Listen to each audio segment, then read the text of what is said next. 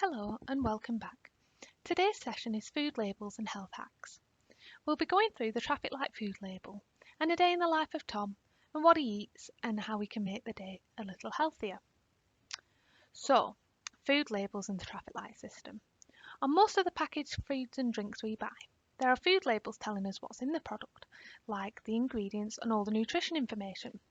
This can help us when making healthier choices, as we can see things like how much energy, fat, sugar and salt are in the product.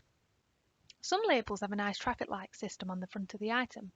This uses red, amber and green labels to show whether the fat, sugar and salt in the food or drink is high or low, like this burger we've put on screen for example. So what do the colours mean? Well, red means reduce. That means it's quite high in energy, fats, sugar or salt. Amber labels are okay. It's neither high or low.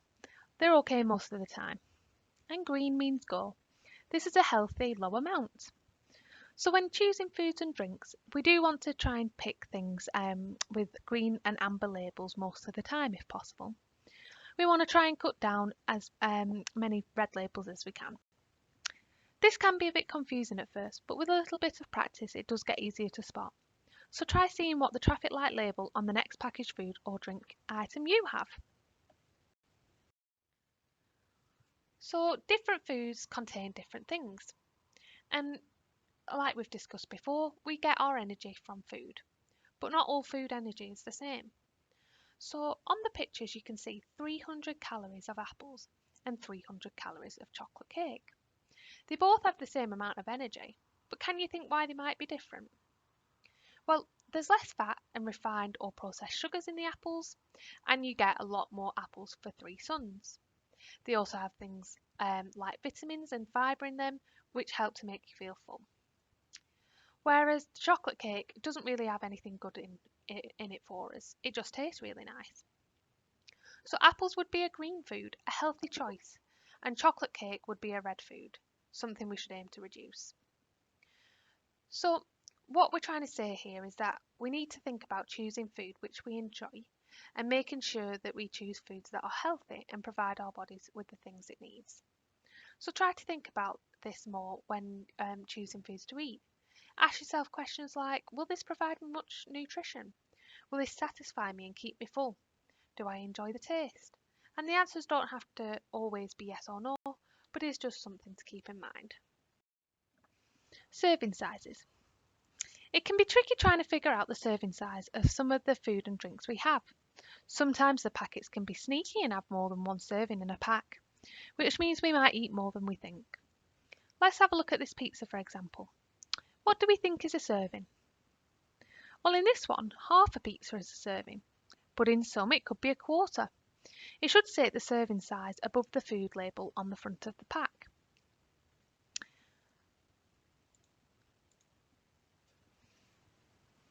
Let's have a look at this bottle of smoothie next. What do you think a serving size for this would be? Well, 1/5 of the smoothie is classed as a serving for this one, which means there are 5 servings in this one bottle. Can you believe that? It would be easy to drink the whole bottle, and if you check the food label, it might just look like that's what it is for the whole of the serving, for the whole thing. But if you look closely, above the traffic light label, it does show the serving size, which you should be able to see here. There we go. Can you think of some other foods and drinks that it would be so easy to have the whole thing of, but might be more than one serving in them?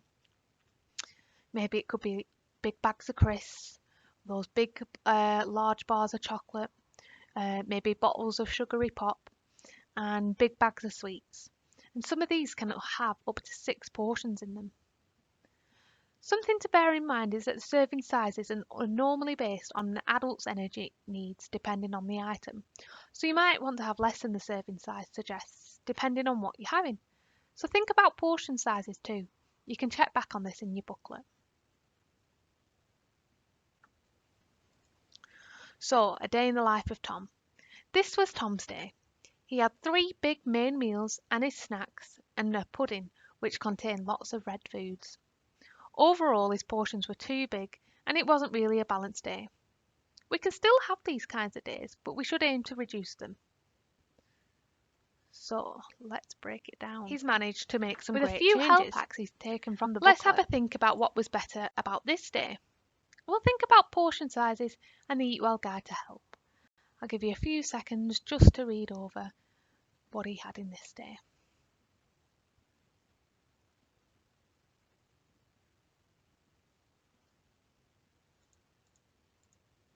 So let's break it down.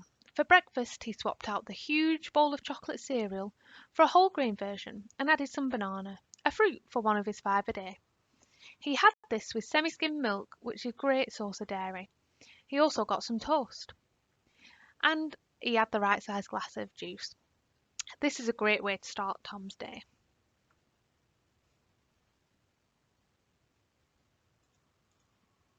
Next up, for lunch, he swapped his big panini, crisps and a bottle of pop for lower energy versions, which were a ham and cheese sandwich, one multi-pack bag of cheesy curls, and a sugar-free Coke. He even got to enjoy his favourite dinner. He just had smaller portions of lasagna, chips and garlic bread and added some peas to help keep him full, and added to another one of his portions of fruit and veg a day. And he swapped his pudding of chocolate fudge cake and cream to a lower energy option of 1.5 scoops of mint chocolate chip ice cream. Finally, he swapped his high energy mid-morning snack of crisps and chocolate to some fruit and veg, so 2 more pieces added to his 5 a day. He also had a multi-bag pack of popcorn, which is a good sized snack. Then for his afternoon snack, he got more great sources of dairy to keep his bones and teeth strong. He swapped his biscuits and milkshake to a fruity, low-fat yogurt and a small glass of milk with no added sugar milkshake syrup. Really great work, Tom. So he still had lots of foods to keep him full, as he still got to eat the same amount of meals and snacks as the first day. But even with the same amount of meals and snacks, he actually had half the amount of suns or energy compared to that first day.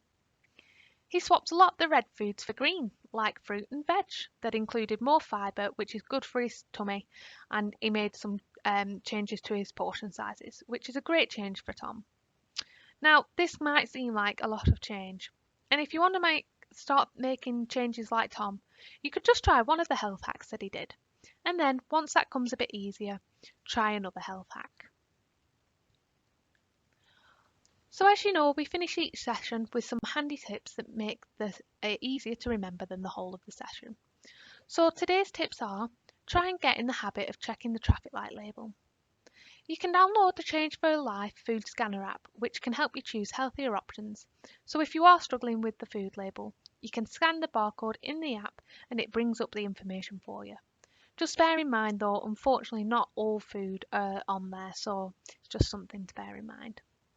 And finally, try checking the serving size and some of your favourite foods. You might just be surprised. So, goal setting now.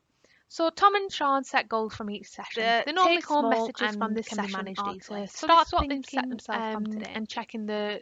They're going to choose one food item every week that has no red labels that you have.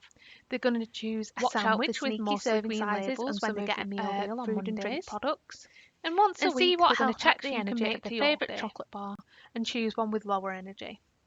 So think of a small goal you can try. If you do have any questions, or just make a note of it, and you can ask your key worker when they next phone you. You can